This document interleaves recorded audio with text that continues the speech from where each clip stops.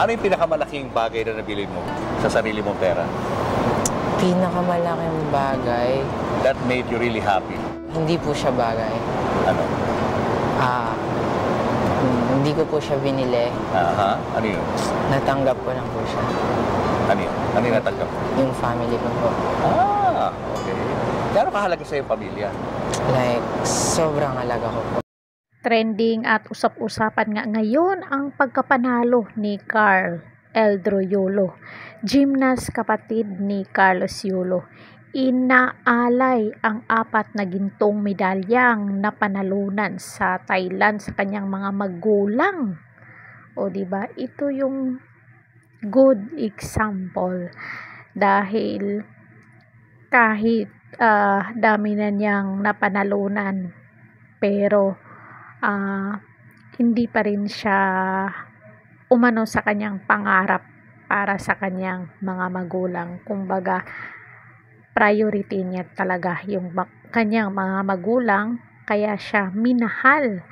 Alam naman natin kung ano yung sitwasyon ni Carlos Yulo at ang kanyang ina.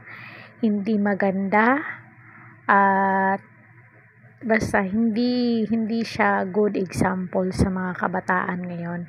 At believe ako dito kay Eldro dahil sa dami ng napanalunan niya. Imagine mo yung 4 na ginto sa Thailand na naiuwi niya, na nakuha niya sa Thailand, na naiuwi niya dito sa Pilipinas, ay inaalay niya sa kanyang Mama Angelica at sa kanyang pamilya. O di ba? Mahal. Sana wag ka magbago, Eldro, hindi tulad yung kuya mo. Siguro ito si Eldro na ano niya yung experience ng mama niya na ayaw niyang umiyak kasi di ba iyak na iyak noon si Angelica Yulo. Magbasa tayo ng mga komento dito ng mga netizen. Huwag kayo makisawsaw, hindi nyo naman alam ang tunay na nangyari sa batang yun. Kaya nagkaganyan siya. Alam nyo lang yung side ng mga magulang niya na nagmamakaawa dahil biglang nagkapera yung anak. Hindi yan sa pera. Di ba nga ang hinihingi ng mga magulang ni Carlos is time. Nagmamakaawa na nga yung kapatid niyang si Carl at saka si Elise na makipagkita, pero hanggang sa salita lang na nagkipagkita, tapos nung nagparid siya, grabe yung papa niya, hindi man lang nilapitan, nagbabay pa siya, yun lang. Ano yun? Walang utang ng loob. Hindi siya makaabot sa Olympic kung wala ang suporta ng nanay. Diyos mio. Congrats, wag ka magmataas sa ugali gaya ng kuya mo. Diyan pa kita natin inaalagaan talaga ng magulang. Kaya ganyan narating nila. Proud ako sa parents nila, sobrang maalaga, kaya ganyan narating nila. God bless family Yulo. Nakaka-touch yung mga salita niya na pinapahalagahan ang pangaral ng magulang. O mas yung pag-iisip niya, matanda yung pag-iisip niya. Hindi si Kaloy, parang nahawa na ata yun ni Goldie. Bawi na ang sama ng loob ng nanay mo sa kabaitan mo. Ipagpatuloy mo lang, si Lord na bahalang magbalik sa iyo. Pagpatuloy mo lang talaga yan, Eldro.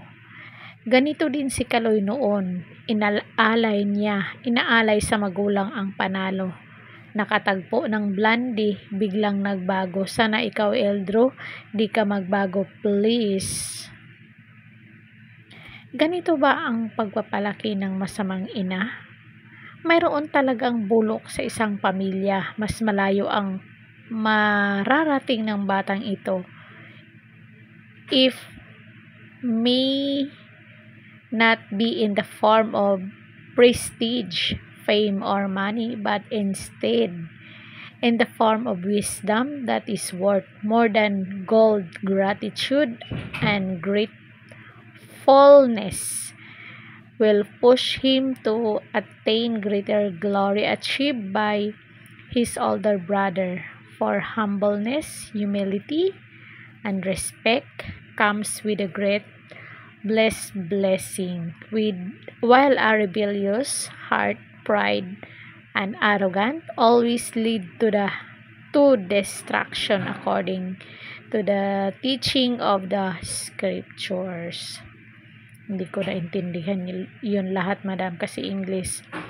At sana piliin mo yung makakapariha mo na mamahalin at rerespetuhin ang magulang mo.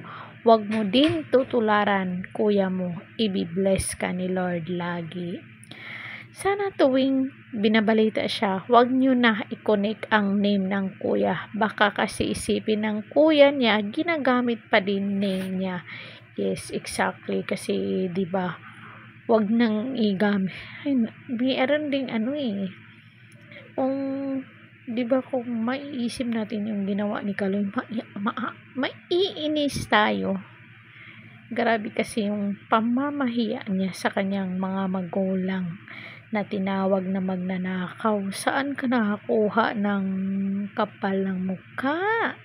Kaya nababash ka, Kaloy eh. Ibang-iba ka sa kapatid mo, dati idol ko, pero ikaw na lang. Kahit magjowa ka, proud parent mo sa'yo kasi matured ka na mag-isip, confident ka sa lahat. You don't need backup para lang ipagtanggol sarili mo at hindi papauto sa ibang-iba ka kay kuya mo. Hindi pauuto, ibang-iba ka kay kuya mo. Keep it up. Love your parents unconditionally. So, yung basher, yun lang yung kanina, isa lang.